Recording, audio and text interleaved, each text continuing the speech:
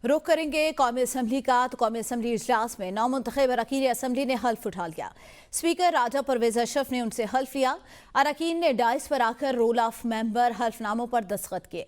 ऐवान में हल्फ बर्दारी से पहले सुन्नी इत्तेहाद कौंसिल ने एहतजाज किया, नारेबाजी की। सुन्नी इत्तेहाद कौंसिल के अरकान ने उमर अयूब के लिए फ्लोर मांगा, तो स्पीकर राजा परवेज अशरफ ने यह कहकर मना किया कि हल्फ बर्दारी और रुकन बनने से पहले फ्लोर नहीं मिलेगा।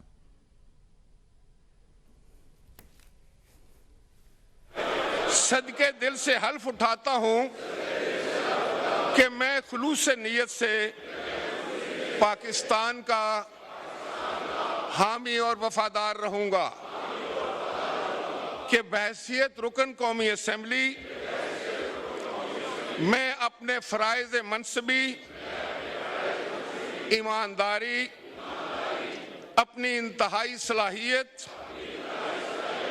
और वफादारी के साथ इस्लामी जमहूरिया पाकिस्तान के आइन और कानून और असम्बली के क़वाइद के मुताबिक